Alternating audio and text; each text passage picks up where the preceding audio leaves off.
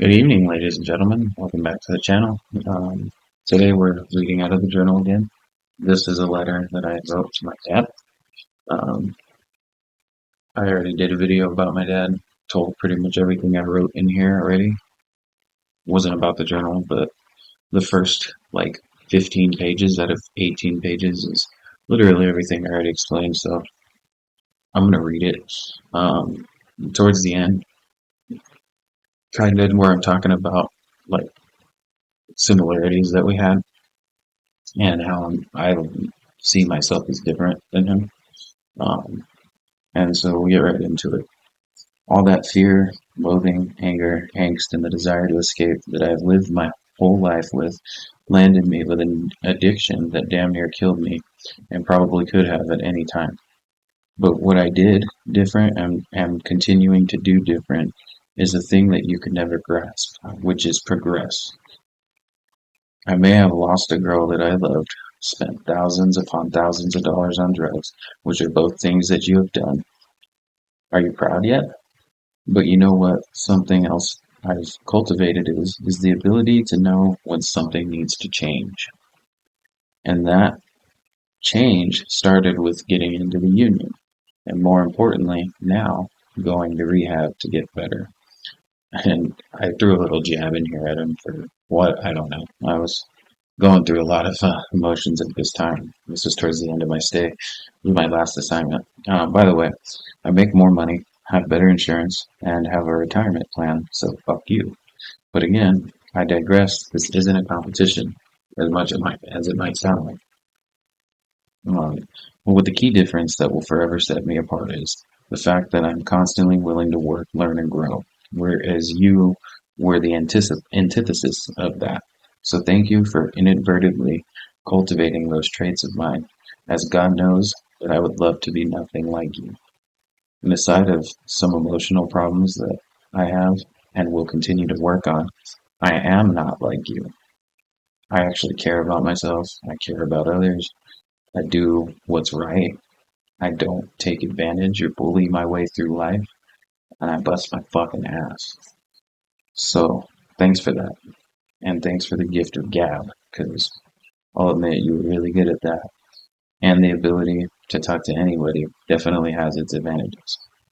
Um, but the overwhelming feeling I have with you still is desire and definitely disappointment. I used to think I wasn't father material, but I've already was a better father and would be a better one than you've ever been to your own children nonetheless. That disappointment and that desire comes from the thoughts for and hopes for what could have been. Because if you were just willing, who knows? Maybe you could have been here to see me pull myself back from the brink of destruction and to turn it around to be the brightest point of my life. But who knows? I may not even be here if that happened. But for that to happen, you basically would have needed to do what I'm doing right now. And I'm just disappointed that you weren't even willing to give growth a chance. And it'll never happen either, because to quote Atmosphere, because he passed away, Dad. That doesn't mean that I have to stop. And I'm not going to stop growing. I'm taking my emotions back into my control, and I will build a beautiful life out of love for myself and maybe out of a little spite for you. And I have no doubts in my capabilities. I've made it this far without you, and I've already surpassed you, and maybe even surpassed your expectations of what I could have been. Which is sad, because I'll tell you, I really am just getting started. But if you only were willing to do the same, maybe we could have this conversation in person. But you know what? I can't believe I'm going to say this, but it's the truth. And because I'm become the man that I am today, and that I'm so very proud to be, I do forgive you, and I do love you. Um, yeah, that's it. I gave it the old John Hancock. Funny because my dad's name was John. But yeah, I mean, that was just 2 pages. One thing I want to point out, which is pretty interesting, I thought, is if you look at these like first journal entries, these first assignments, and I see like the handwriting, and as time goes on, the handwriting gets neater and neater, and I think that because of that, or that's because how much effort are you willing to put in, right? Because if you look at the handwriting in this one, it's definitely a lot better and more concise. And it just shows, I guess, how much effort and work you're willing to put into something, right? You can see a person's work ethic in almost anything they do, even their handwriting. Let's talk about the meat and potatoes. What's going on here? So, if you've seen the other video, which again I will link there, um, you know that me and my dad and family have had a very tumultuous life, and my upbringing was very rough with him. He fought a whole lot. He's, murdered my mother, like, right in earshot, like, all kinds of shit. We have gone to war, and the war ended when I had him removed by the police, and, we had orders put on him finally, and why it took so long, you can know why if you watch that video, and, he would eventually be gone from our lives forever. He would end up passing away because of heart complications due to smoking crack. Like 2 years after he was, or almost 3 years after he was removed. Um, Before I went into treatment, I used him and various other fucking struggles as a justification and rationalization as to why I would use and why that it was okay and it's just a phase and I'll get past it. And thankfully, that part was true. But not until I got to treatment did I realize that there's root causes to why we do this shit. I used to very much think that I just got loaded because I liked how it felt. It made me feel good. And after a little while, I mean, it pretty much became very obvious that that isn't the case. There's reasons why you don't want to feel normal. Um, it's just finding out what those reasons are. And if you asked any of my friends and people I talked to, anytime I were to talk about like my upbringing family, it was always very spiteful and fucking angry ways, and it was always pointing the finger at that shit, fucking saying like, "Oh yeah, like if it wasn't for that, I wouldn't be here." And really, ever since I fucking, you know, have been even somewhat an adult, even 16 or even before that, I've had control of what I do. There's nobody that can force me to do fucking anything. Nobody's got to my head, and no, there's nothing that can make me do anything. Everything that we do is by choice. So, by proxy, why am I choosing to fucking escape everything? Why am I choosing to blame my father, who hasn't even had any kind of influence except for what I allow him to have in my head on my life for, well, now 7 years? Um, how is it his fault if I'm fucking failing to succeed or fucking going through problems? Like, sure, he, what he's done might have affected me, but how much am I letting it affect me, right? And so through a lot of sessions of therapy, which I'd never really done up until this, um, I found that holding that ill will and grudge against my father was my link to needing an escape all the time and feeling like I needed to feel different than what I was feeling. And the way it was the link to that is because for as long as I remember, the one feeling or one like cause of feelings that I always wanted to escape was my father's. And so relating every negative feeling that I've ever had in my life to my father and how he made me feel and how those feelings made me want to get away, every negative feeling in my life would be by proxy a reason to want to get away and escape.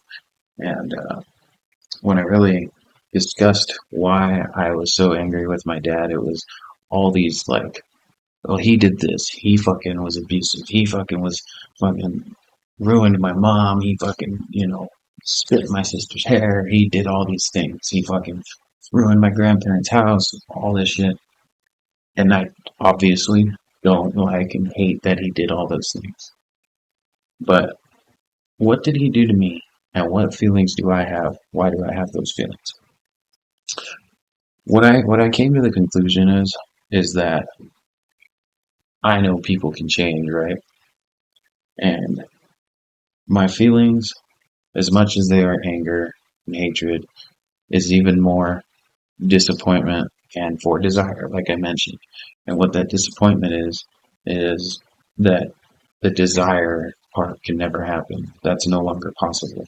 And what the desire is I wish that my dad could have tried to grow and learn how to become different and make some positive change in his life and tried to make things right, right? Or at least made the effort.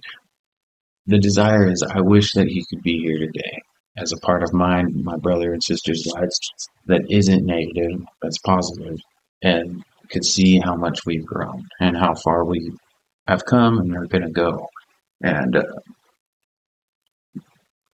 the disappointment comes from the fact he was never willing to give that a shot ever, and that now that can never happen at all anyway because he did. So uh, with that, I came to realize that the negative feelings I still harbored towards him were mine and my own.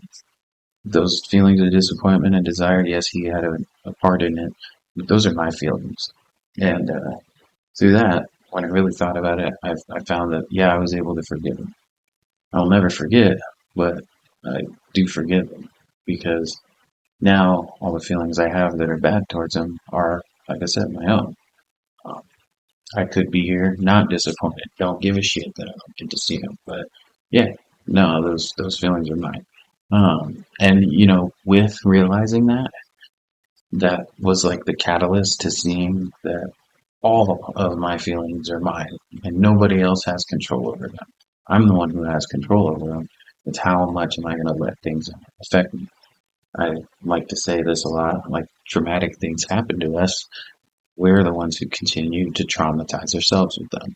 But yeah, um, that was, there's a lot of pivotal points in this book and in rehab, but I would say that right there, the preparation for writing this assignment, because I came to the conclusion when I wrote this, I was given this assignment, this is my last assignment here, because everybody, all the professionals came to the conclusion that that was the leading catalyst in my head that I was using to justify what I was doing. And tell you, life's a lot more peaceful when you can learn where and why the feelings are there and how they got there and what, like, who's really responsible for those feelings. At the end of the day, I was responsible for those feelings because that's just what I wanted. But yeah, I think I'm gonna leave it there. I hope y'all had a fucking lovely weekend. I posted some shorts. I'm not gonna do that anymore because I don't know, it's doing weird shit. But um, love you guys. I hope that all of y'all are doing fantastically. I hope this was helpful for somebody. I don't know whether you're dealing with issues with your own father, or want to know what it's like in treatment, or what you can expect to be doing in treatment. It's going to be assignments and shit like that. At least where I went. I know it's different everywhere, but hope you guys have a wonderful week, and I'll be back maybe tomorrow, maybe the next day with another video. So don't forget to like, comment, and subscribe. Please let me know what you think down below. Out.